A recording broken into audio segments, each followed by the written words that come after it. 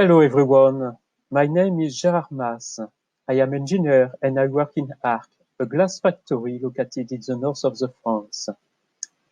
I am glad to present you an example of FreeFrame use in glass industry, whose name is gob forming. Let's have a quick description of the topic. In glass industry, a gob is an amount of molten glass intended to be molded and give a glass container or article. Because gob weight and shape are important characteristics, which will remain very accurate and steady during production, the gob forming process has to be mastered with the correct setting. However, the problem is the difficult conciliation between the great inertia attached to this process and the increasing needs to make the production more and more flexible. An original approach to fix the problem is to complete the process with a new degree of freedom, induction heating in this case, working as a compression system. Before investing in the making of a prototype, the solution has to be studied with modeling. To do the modeling, FreeFrame is chosen because of its various advantages compared to other codes, especially its high capacity to deal with strongly multiphysics problems, with powerful tools acting on meshes, such as cutting and isolating a gob numerically.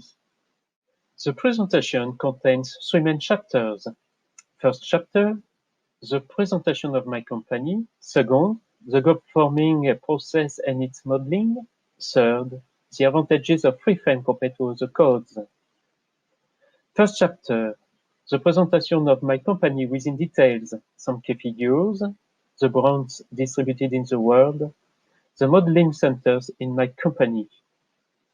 Arques presentation.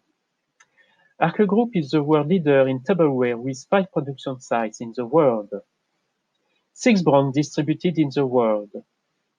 A revenue 933 million euros in 2018. 10,000 employees. 4.3 million items manufactured every day. Arques France is the group historical French site based in Arques, in the north of France, with more than 4,500 employees. The engineering and R&D departments are located in Arques for all the group. 6 brands are distributed in more than 160 countries in the world. Arques Opal, Luminarc, Cristal Dark, Eclat, Chef et Sommelier, Arques-Roc. The modeling centers. There are 3 departments using the modeling. The furnace engineering department, where I work, the R&D department, and the mold design department. The furnace engineering department uses ANSYS Fluent for thermal and CFD modeling. It also uses GFM, glass furnace modeling, especially to compute the combustion inside the furnaces. It's a specific software developed in Czech Republic. COMSOL is used for electrical modeling. FreeFrame is used for strongly multiphysics modeling. R&D department also uses COMSOL for CFD, cooling, and glass tempering modeling. OpenFOAM is used for CFD and bubble effervescence studies.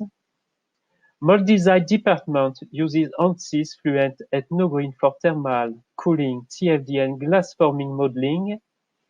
NoGrid, as said in its name, is a meshless tool based on a point set method, FPM. Second chapter, the presentation of the gob forming within details, the explanation of the process, the objective requested by the top management, the modeling with FreeFrame. Explanation of the process in 4 steps. First step, the glass is flowing through the outer orifice under gravity. Second step, the glass flow is accelerating with the plunger motion downward. Third step, the shearing is completed with the plunger moving upward. Fourth step, the cutting stroke is done. The gob is falling into a mold while the plunger pulls off. On the right, there are photographies of the gob just before and after the cutting stroke. Falling into a mold, the gob is formed to give an article, so its height and shape must be very accurate. Process deviation is not allowed. Typically, the temperature must be kept steady at plus/minus 2.5 degrees. The objective requested by the top management. It's to increase the process flexibility with more short-run productions and more process orders. The problem, when a parameter changes, for example the plunger motion, there is an immediate effect on the gob, its height and shape, but the stabilization is very slow, typically more than half an hour. The strategy to fix the problem is to control the process by adding a new degree of freedom suitable to compensate the phenomenon and having obviously a short response time.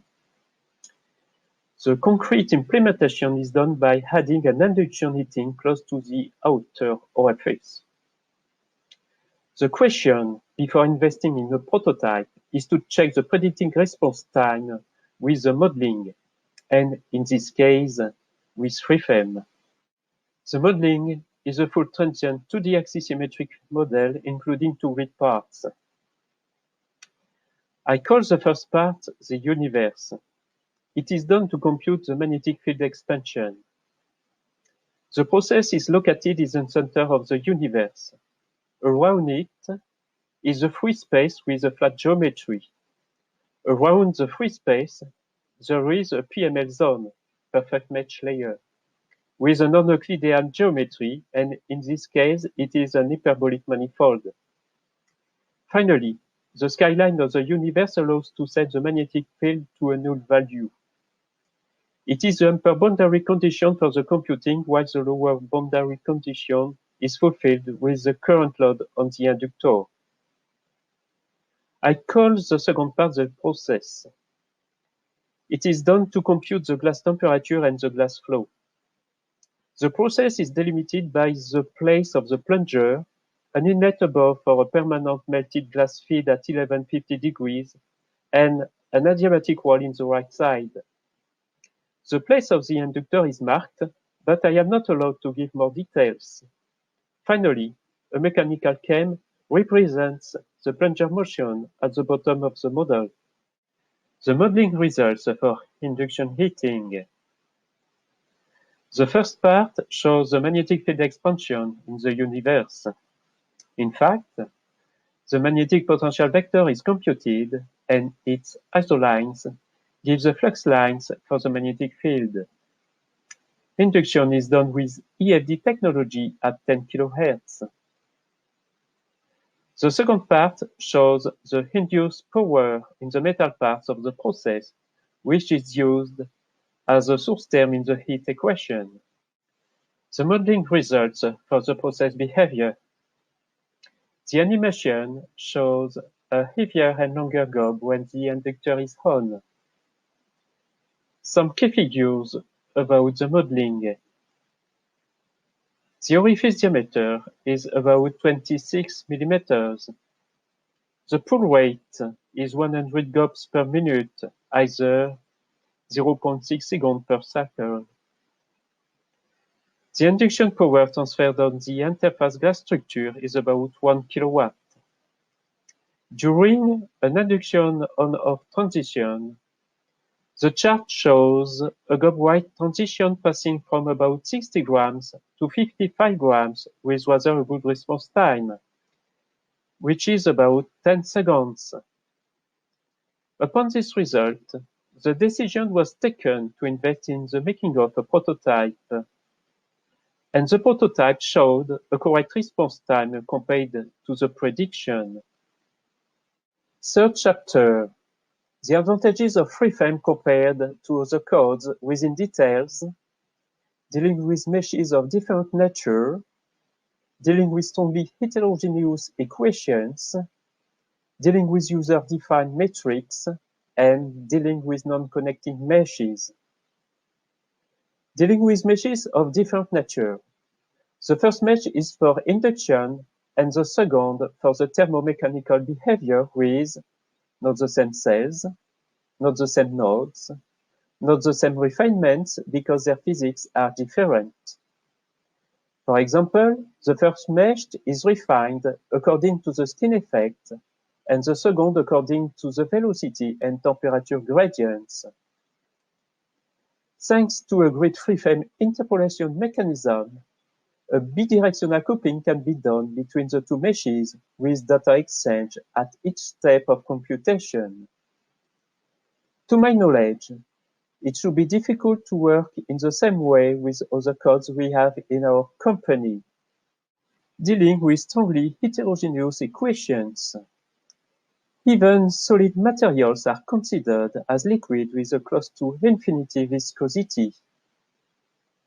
So, the physics contains only one Navier-Stokes equation over the entire domain. There is no need to describe any particular conditions at the solid-liquid interfaces. Trying to work in the same way with COMSOL, the most predisposed multiphysics market code we have, often leads to inverted mesh issues that are not solved yet today. Dealing with user-defined metrics. A user-defined metric is used to cut the gob. The metric flattens cells on both sides of the cutting line, and the truck mesh instruction separates the gob according to the cutting line guided by the metric. To my knowledge, FreeFrame is alone to propose such advantage. Dealing with non-connected meshes. The physics goes on to be functional when passing from a connected mesh to a non-connected mesh. It is not necessary to modify anything in the equations. With this example, the gob goes on to be governed by the Navier-Stokes equation and the gob falls naturally. According to no-grid users, the most predisposed market code we have to do a similar work, it shouldn't be obvious to succeed without the modding of the shears motion. With this approach, it was possible to isolate a gob in order to compute easily its weight with high accuracy during several transitional regimes. This modeling gave a good understanding of the process behavior. In conclusion, FreeFrame gives a large scope of possibilities to the numerical analysts. Its various tools are very powerful compared to other codes and smart to use. For instance, one not mentioned previously but used in this example is a curvature computation of the gob boundary in order to take into account surface tensions in the Navier-Stokes equation, but the effect is negligible. With FreeFrame, numerical analysts are completely free to build any customized architecture or solvers to find a solution to their problems, whereas other codes often impose limits due to a too rigid framework.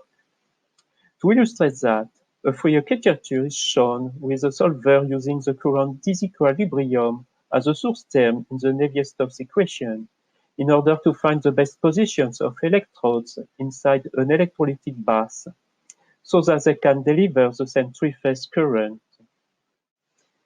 It's a school case with 3 electrodes, because I am not allowed to show the real case with 24 electrodes used in our electrical furnaces. Only the red electrode in the middle is free to move here. The 3 electrodes are fed with an identical 3-phase voltage with 1 color per phase on the Fresnel display. The same color as electrodes. Here the initial current distribution is not equilibrated. Now, the solver goes into work to find the best position for the 3 electrodes.